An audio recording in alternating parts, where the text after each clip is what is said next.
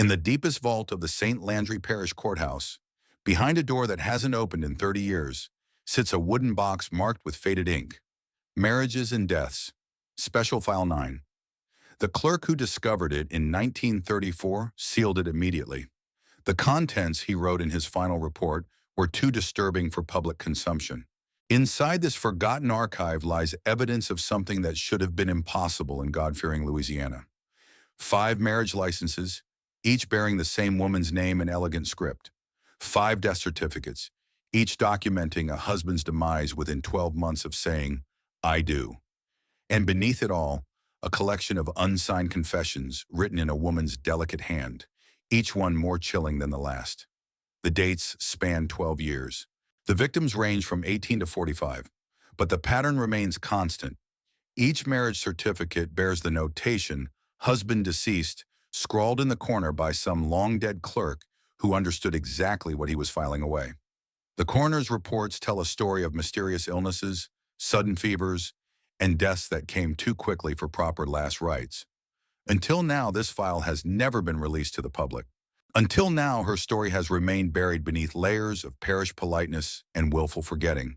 But the truth, as it always does, leaves traces. In physicians' notes about unusual symptoms, in pharmacist records of peculiar purchases, in the quiet observations of servants and neighbors who saw what they were never meant to see. Please subscribe and comment where you're watching from. Hit that notification bell, because the stories we uncover here are the ones they never wanted you to hear.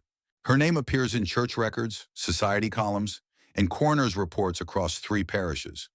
But her story begins where all the darkest chapters of American history begin, in a place where respectability masked unspeakable horror, and where the most dangerous predator wore white lace and carried a prayer book.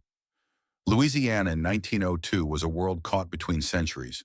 The old French Creole aristocracy still held sway over vast sugar plantations that stretched along the Mississippi like emerald ribbons. In the bayou parishes, Acadian fishermen spoke a patois that hadn't changed since their ancestors fled Nova Scotia. And in the small Catholic communities scattered between New Orleans and the Texas border, life moved to rhythms established long before America claimed this swampland as her own. Marriage in this world was never just about love. It was survival, strategy, and sanctification, all woven together with Spanish moss and morning prayers. A woman's worth was measured not in her education or independence, but in her ability to bring 2 families together, to bear children who would carry on the bloodline, and to maintain a household that reflected her husband's standing in the community. The Catholic Church dominated every aspect of social life. Priests knew which families owed money to whom, which young men had gambling problems, which wives suffered their husband's violence in silence. Divorce was not merely scandalous, it was nearly impossible. A woman who found herself trapped in marriage had few options beyond prayer and endurance. But a woman who found herself widowed, she became an object of community sympathy and protection. Churches took up collections for her. Neighbors brought casseroles and offered to tend her garden. Society opened its arms to embrace her sorrow, creating a support network that could sustain her for years. More importantly, a young widow with proper connections could marry again, choosing her second husband with the wisdom that only comes from understanding exactly what marriage entails. This was the world that taught her that grief could be currency, and that a well-timed tear was worth more than any dowry. The geography itself seemed designed for secrets. Moss-draped oaks created natural curtains around plantation houses. Bayous wound through the landscape like serpents, their dark waters hiding everything from alligators to evidence. The humid air carried sound strangely. A scream might travel for miles or be swallowed completely by the Spanish moss. And in the sticky heat of a Louisiana summer, death came quickly and was buried quickly, before the swamp could reclaim what civilization had tried to tame. In St. Louis, Landry Parish specifically, the population mixed French Creoles, German immigrants, and freed slaves who had stayed to work the same fields under different arrangements. The parish seat of Opelousas was large enough to have a proper courthouse and several doctors, but small enough that everyone knew everyone else's business, or thought they did.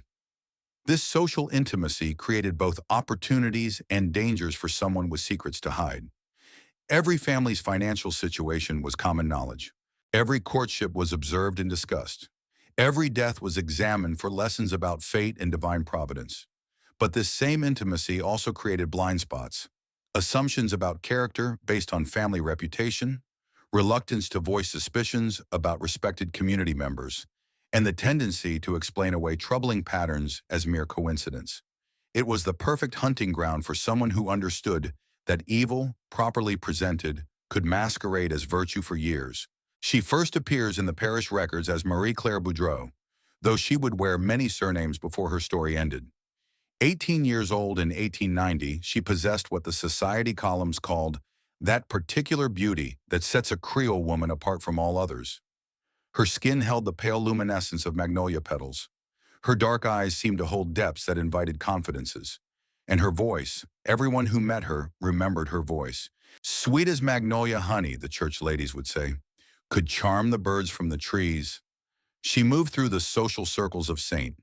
Landry Parish like morning mist through the bayous, present everywhere, noticed by all, but somehow impossible to grasp completely. At church socials, she would arrive precisely on time, never early enough to appear eager, never late enough to seem disrespectful. Her dresses were always immaculate white, a choice that seemed appropriate for a young unmarried woman, though it would later take on more sinister implications. Marie-Claire spoke both English and French with equal fluency, switching between them as naturally as breathing. This linguistic flexibility allowed her to move seamlessly between the old Creole families who conducted their private business in French and the newer American settlers who were establishing businesses throughout the parish. She could quote scripture in either language, discuss the latest fashions from New Orleans, or offer sympathy for a neighbor's troubles with equal grace. Her education included what appeared to be a natural talent for nursing, a skill that made her invaluable during the frequent epidemics that swept through the parish and would later serve purposes far removed from healing.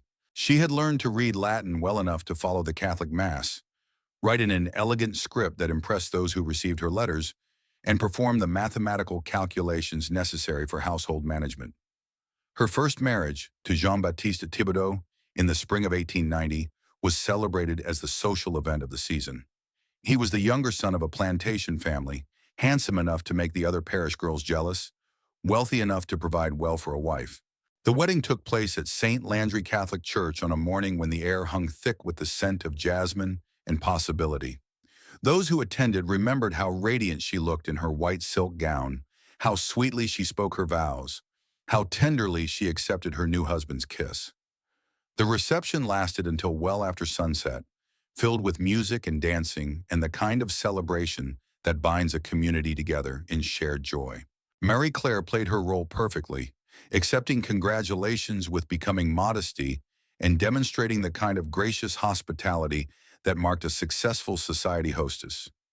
The young couple settled into married life with apparent contentment. Jean-Baptiste delighted in showing off his beautiful wife at social functions. Marie-Claire embraced her domestic duties with enthusiasm, establishing routines that would later prove significant, personally preparing her husband's meals, insisting on serving his evening tea herself, and taking charge of the medicine cabinet with its collection of patent remedies and home preparations. Jean-Baptiste died of fever 9 months later. The illness began with what appeared to be influenza, but progressed in ways that puzzled the attending physician. The fever came in waves, sometimes breaking completely before returning with renewed intensity. Jean-Baptiste complained of severe stomach pains that had no apparent cause and developed a peculiar sensitivity to light that forced Marie-Claire to keep the bedroom curtains drawn throughout the day. During his final weeks, Marie-Claire nursed him with a devotion that became legendary in the parish. She rarely left his bedside, personally administering his medicines and preparing special broths designed to tempt his failing appetite. The young widow's grief was heartbreaking to witness. She wore black for a full year, attended Mass daily, and accepted the community's support with appropriate gratitude. Her second marriage to Henri Broussard in 1892 seemed like a natural progression. Henri was older, more established, a widower himself who understood loss.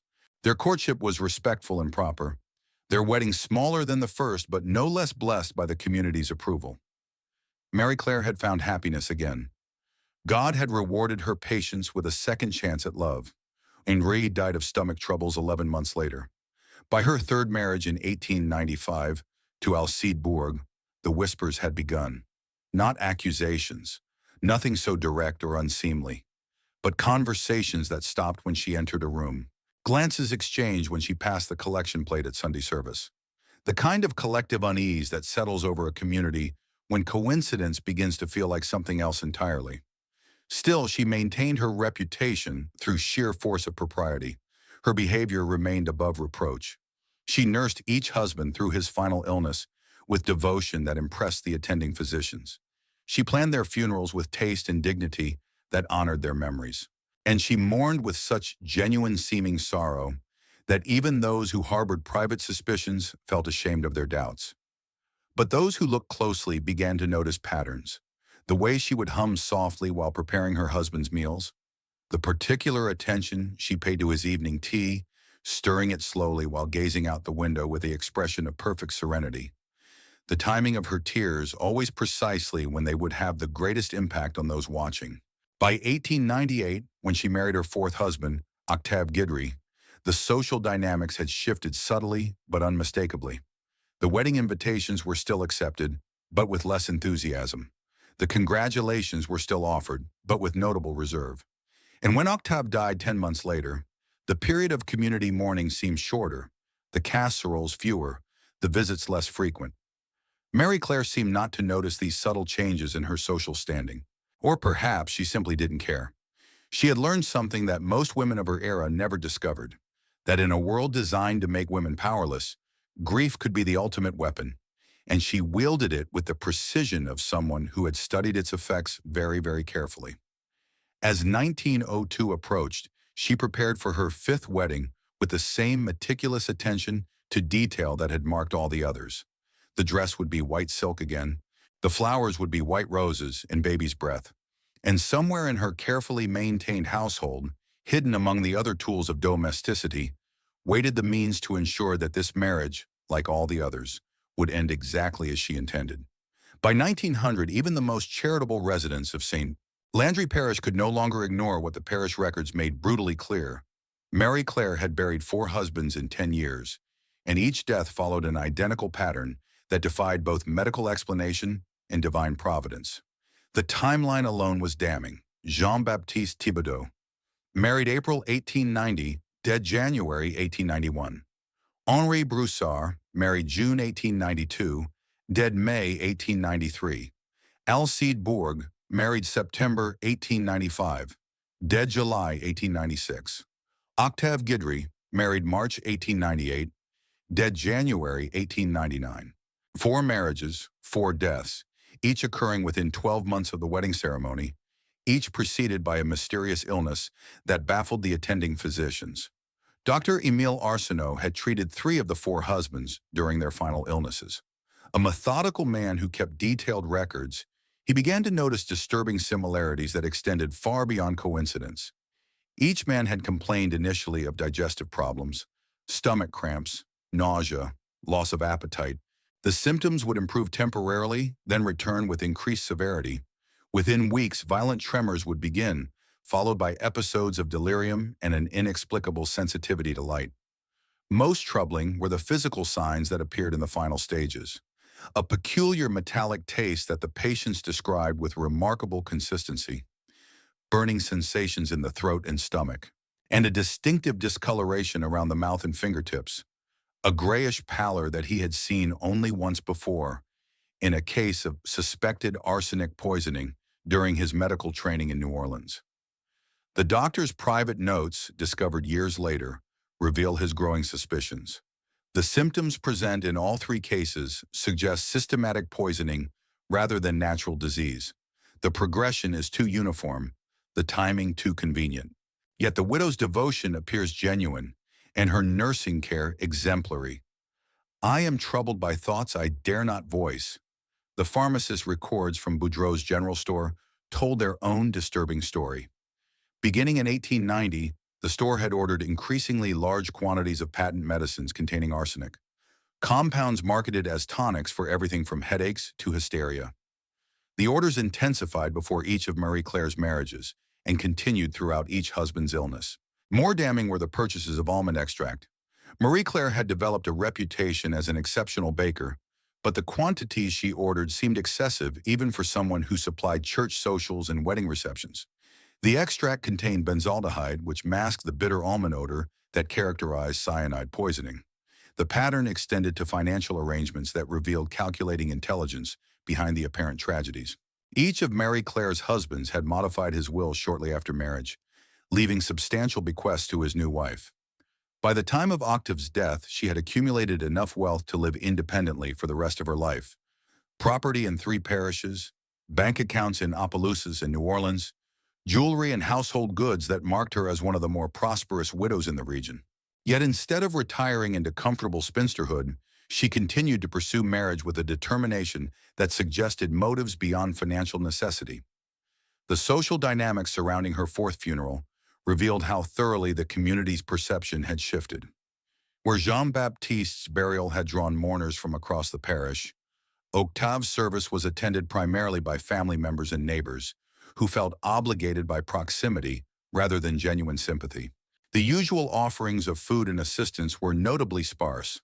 Father Boudreaux, who had officiated at all 4 weddings, began to question his role in what increasingly appeared to be elaborate murder schemes. His private journal contained entries revealing his growing anguish. "I have blessed unions that became death sentences. I have offered comfort to a woman who may be the instrument of divine judgment, or something far more sinister." The whispers that had begun after her 3rd marriage became open discussions after her 4th. Women crossed themselves when she passed. Men found urgent business elsewhere when she entered a room. Children began to call her the widow lady and dared each other to walk past her house after dark. Yet none of this speculation translated into official action. The deaths had all been certified by licensed physicians. The widow's behavior remained within bounds of social propriety, and the legal system of 1900 Louisiana was ill-equipped to prosecute crimes based on suspicion rather than concrete evidence. As 1901 progressed and rumors circulated about Mary Claire's renewed interest in matrimony, the parish found itself in an impossible position. Everyone suspected, but no one could prove. Everyone whispered, but no one would accuse. And somewhere in her pristine White House on Vine Street, the woman who had turned marriage into murder prepared for her most ambitious performance yet.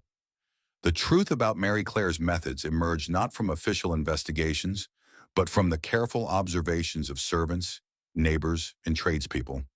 The invisible army of working-class witnesses whose testimonies were rarely recorded, but whose memories preserved the details that would eventually condemn her. Céleste Thibaudot, the elderly cook who had worked for Jean-Baptiste's family for 30 years, was the first to notice Mary Claire's unusual interest in the kitchen.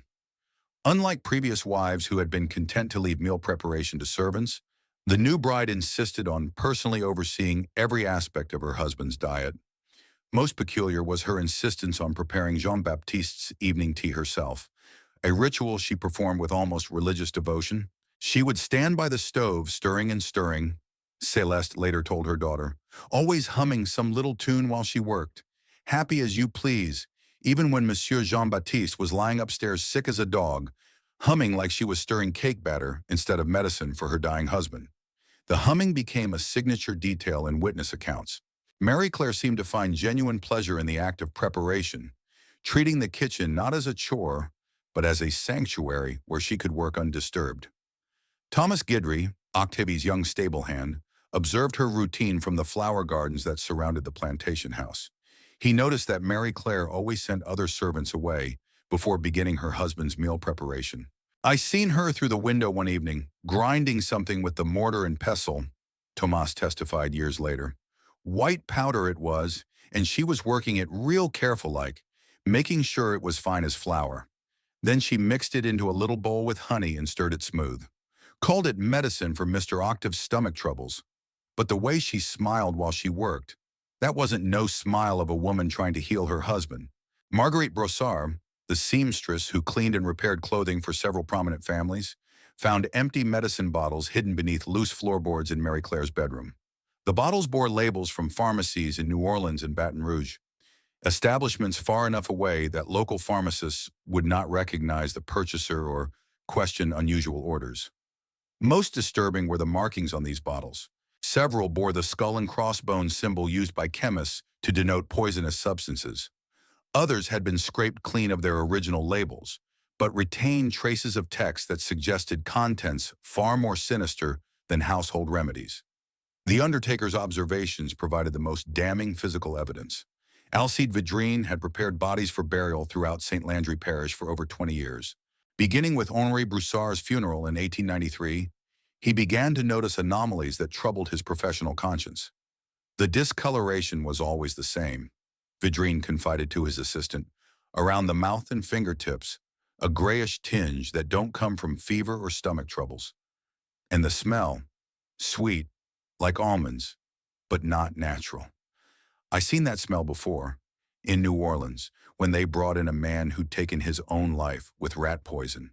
The metallic staining around the fingernails was another consistent feature. This particular discoloration resulted from the body's attempt to eliminate toxic metals through the skin, a process that continued even after death. Combined with the almond scent and rapid deterioration of the corpses, these signs pointed unmistakably toward systematic poisoning. Vidrine's suspicions were reinforced by Marie Claire's unusual request regarding funeral preparations. She insisted on closed casket services for all her husbands, claiming their illnesses had left them too disfigured for public viewing.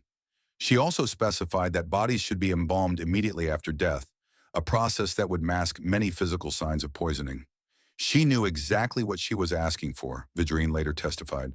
Most widows don't know nothing about embalming procedures, but she had specific instructions about which chemicals to use, how long to wait, which features to emphasize, like she'd studied the process beforehand. The most chilling testimony came from Father Boudreaux's housekeeper, Evangeline Tron, who had accompanied the priest on visits to Marie Claire's homes during her husband's final illnesses. "Normal wives, they cry," Evangeline observed. "They beg God to spare their husbands. They promise anything if the fever will break. But that woman, she was different. Calm as still water, even when the man was thrashing and calling out. She would sit beside the bed reading scripture, but her voice never trembled, her hands never shook, and her eyes, they watched that dying man like she was watching a pot come to boil." More disturbing was Marie Claire's behavior immediately after each death. While grief-stricken widows typically required assistance with funeral arrangements, Marie Claire seemed to possess unusual clarity of purpose. She would have already contacted the undertaker, selected the burial plot, and arranged for the funeral service before her husband's body had even cooled. Bank records revealed that Marie Claire had opened safety deposit boxes in false names, containing not only proceeds from her husband's estates, but detailed documentation of their assets. Information that would have required months of careful investigation to compile. Most incriminating were letters discovered in one of these boxes. Written in Marie Claire's distinctive hand, they revealed a methodical approach to husband hunting that treated marriage as a business venture. The letters included detailed assessments of potential targets, their financial holdings, health conditions, family relationships, and social standing. One letter contained the chilling phrase, "Henri grows suspicious of the medicine I prepare. I must be more careful with the next one. The almond scent is too distinctive. Perhaps something that mimics natural illness would serve better." Yet for all their damning implications, these testimonies remain scattered across different households and social classes. No single witness possessed enough information to construct the complete picture. It would take an outside observer with authority to demand answers and independence to pursue them, regardless of social consequences, to finally connect these fragments into a coherent case for murder. In spring 1902, Marie Claire set her sights on the wealthiest target of her career, Edouard Trem, owner of Bellerive Plantation, one of the most prosperous sugar estates remaining in St. Landry Parish. At 42, Trem possessed everything that made a man attractive to a calculating bride. Substantial holdings, no living relatives to complicate inheritance, and a trusting nature shaped by decades of privilege. The Trem family had survived Reconstruction through political cunning and economic adaptability. Edouard had inherited not only the plantation, but a fortune that made him one of the wealthiest unmarried men between Baton Rouge and Lafayette. More importantly for Marie Claire's purposes, he had reached the age where bachelor solitude felt like failure, rather than freedom. Marie Claire's approach to this final courtship demonstrated everything she had learned from previous campaigns. She began by establishing herself in Edouard's social circle. never appearing to seek his specific attention, but positioning herself where he could observe her charitable works and engage in conversations about topics that interested him. Agricultural innovations, parish politics, household management. The courtship officially began in November 1901, when Edouard finally called on her at her Vine Street residence. The house served as both advertisement and seduction, tastefully furnished with pieces inherited from previous marriages, maintained with precision that spoke of excellent domestic skills, decorated with touches suggesting refinement without ostentation. Their engagement was announced in February 1902 after a courtship that parish observers deemed appropriately lengthy and properly conducted. The wedding preparations began immediately, with Marie-Claire planning a ceremony that would eclipse all her previous weddings in scale and magnificence. Most significantly, she made a peculiar request to the local pharmacist. She ordered an enormous quantity of pure almond extract, claiming she intended to bake the wedding cake herself as a gesture of devotion. The order was large enough to scent every pastry in the parish. The wedding took place on April 15, 1902, with Marie-Claire appearing radiant in white silk and Belgian lace. The reception at Bellerie Plantation was everything she had promised. The great house blazed with candlelight. Tables groaned under delicacies from New Orleans. Musicians filled the ballroom with waltzes that had couples dancing until midnight. But even on her wedding day, those who watched closely noticed troubling details. The cake carried an unusually strong almond scent. The bride's attention to her husband's dietary preferences seemed excessive. She personally selected every morsel that passed his lips during the wedding feast. Most ominous was a conversation overheard during a pause in the dancing. Edouard had complimented his wife on the cake, asking for the recipe. Marie-Claire's response, delivered with an almost predatory smile, was, "It's a family secret, darling. Something I learned from watching very carefully. I promise you'll taste nothing like it." The newlyweds departed for a brief honeymoon in New Orleans, but returned after only 2 weeks rather than the planned month. Edouard had complained of digestive troubles that began during their wedding night and worsened with each meal. Upon their return to Bellerie, Marie-Claire immediately assumed control of the household, implementing new routines for meal preparation and personally overseeing every aspect of kitchen operations. She took charge of the master bedroom, claiming her nursing experience qualified her to better monitor her husband's health. Within a month, Edouard's condition had deteriorated significantly. The digestive problems intensified into violent cramping. Dr. Arsenault prescribed various remedies, but none provided lasting relief. More troubling were neurological symptoms that began to manifest. Tremors, episodes of confusion, and hypersensitivity to light that forced him to remain in darkened rooms. Marie-Claire's response was everything the community expected from her previous performances. She maintained a bedside vigil, consulted multiple physicians, traveled to New Orleans for specialized treatments, and kept detailed records that demonstrated her dedication to his recovery. But servants noticed the same disturbing patterns: the humming while preparing meals, insistence on privacy during medicine preparation, peculiar serenity that increased as his condition worsened. Most chilling was the way she would sit beside his bed during worst episodes, watching his suffering with the detached interest of someone observing a scientific experiment. By late summer, Edouard was bedridden most days, too weak to manage plantation affairs and too confused to make rational decisions. Marie-Claire assumed increasing control over the estate's operations, signing documents as his legal representative, and making decisions that should have required his direct authorization. The end came in September 1902, on a night when the air hung heavy with promise of autumn storms. Edouard's final hours were marked by violent convulsions that could be heard throughout the house, followed by delirium during which he spoke of bitter almonds and burning throats, and wives who smiled while their husbands died. When Dr. Arsenault arrived to certify the death, he found Marie-Claire sitting beside the corpse with perfect composure, already dressed in black mourning clothes that suggested she had anticipated this outcome. The room carried the lingering scent of almonds that had become her signature, and the dead man's face bore the same grayish discoloration the doctor had observed in her previous husbands. This time, however, Dr. Arsenault did not simply sign the death certificate and depart. This time, he had finally seen enough. Dr. Arsenault's decision to contact the state coroner marked the beginning of the end for Mary Claire's reign of terror. For 12 years, she had operated with impunity, protected by social conventions that made accusations against a grieving widow unthinkable. But the sight of Edouard Trem's corpse, bearing the same telltale signs of poisoning that had marked her previous victims, finally broke through the doctor's professional restraint. The state coroner, Dr. Henri Boudreaux, arrived from Baton Rouge within days. Unlike local physicians who had treated isolated cases, Boudreaux possessed the broader perspective necessary to recognize the pattern Mary Claire had woven across multiple parishes in years.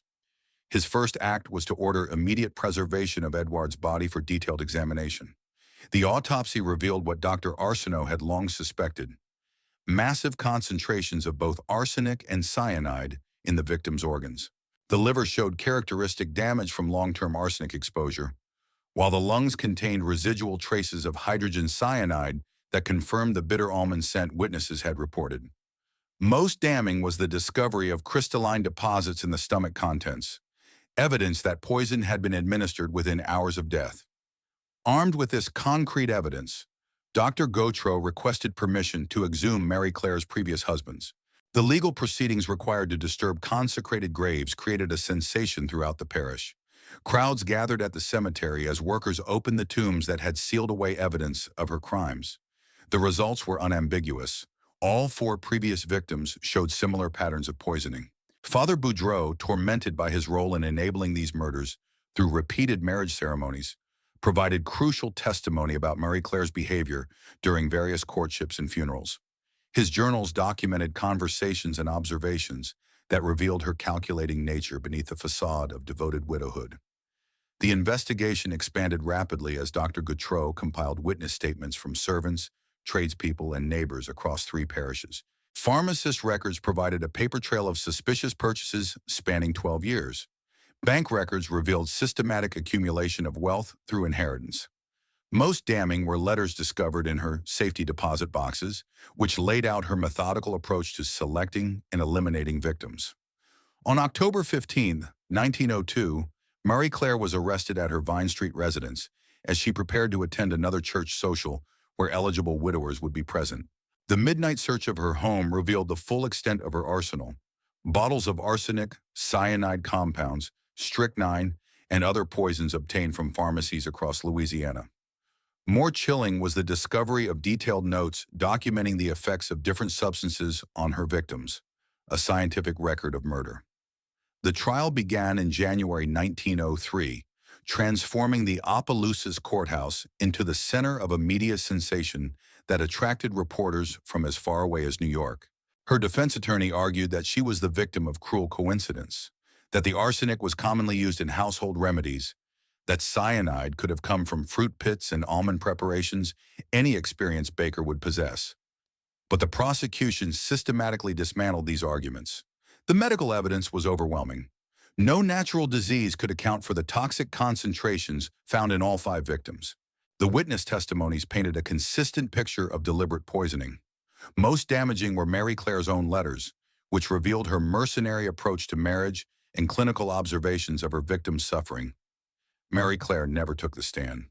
Throughout the trial, she maintained the same composed demeanor that had served her during her years of killing.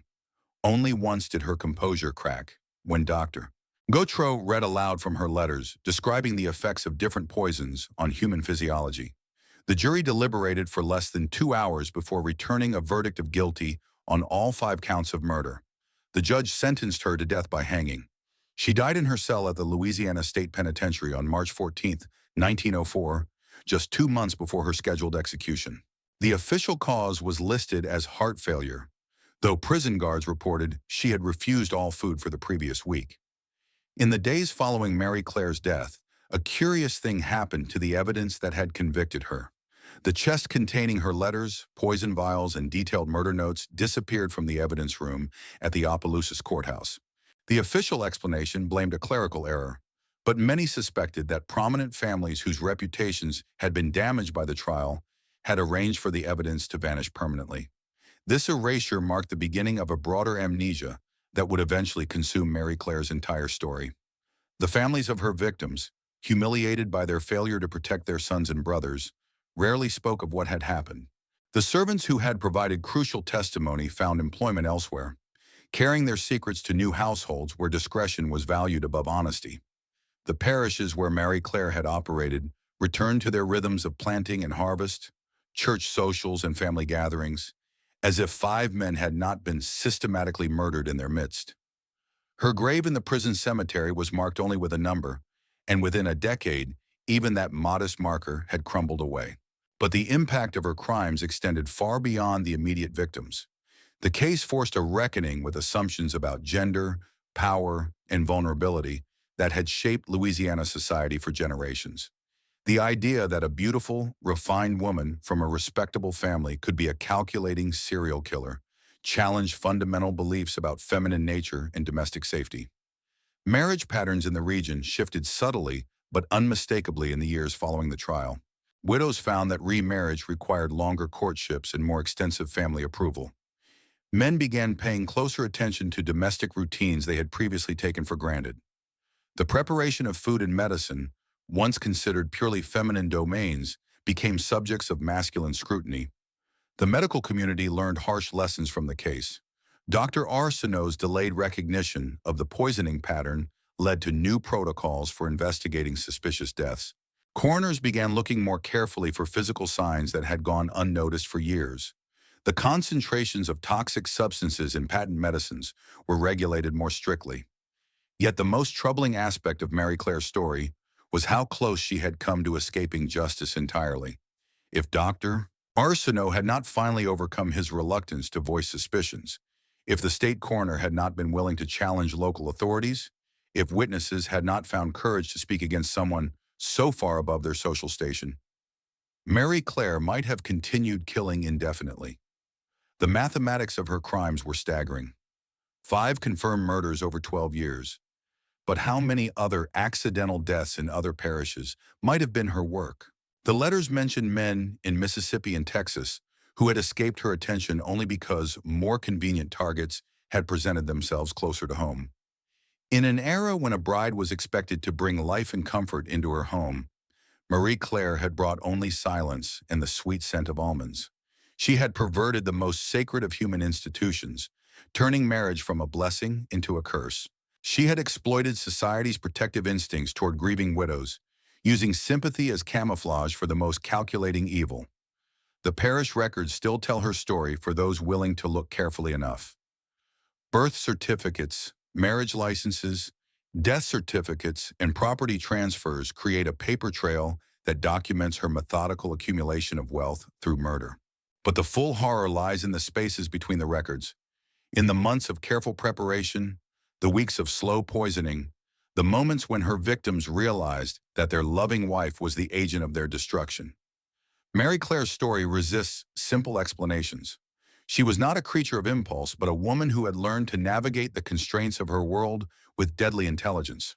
She understood that in a society that limited women's power, grief could become the ultimate weapon. She knew that in a culture that idealized feminine virtue, the appearance of goodness could hide profound evil. Her victims trusted her not because they were fools, but because trust was the foundation of the domestic sphere that supposedly protected them from danger. They died not from their own weaknesses, but from their faith in the very institutions, marriage, family, community, that were meant to sustain them. The sweet scent of almonds, they say, can linger in a room for hours after the source has been removed.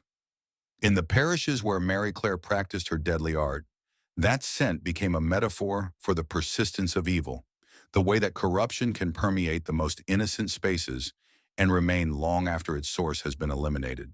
Today, more than a century later, the courthouse vault in Opelousas remains sealed. The descendants of those who lived through Mary Clare's reign of terror have moved away or forgotten. But somewhere in the humid darkness of that forgotten archive, the evidence of her crimes continues to exist. Marriage licenses and death certificates, witness statements and coroner's reports, all waiting for someone curious enough to ask the right questions. Some truths are too disturbing to remain buried forever, and some stories, no matter how thoroughly erased from public memory, leave traces that refuse to disappear. The Black Widow of St. Landry Parish is gone, but her legacy remains, a reminder that evil often wears the most beautiful masks and that the most dangerous predators are those who understand exactly how to exploit our deepest need to trust.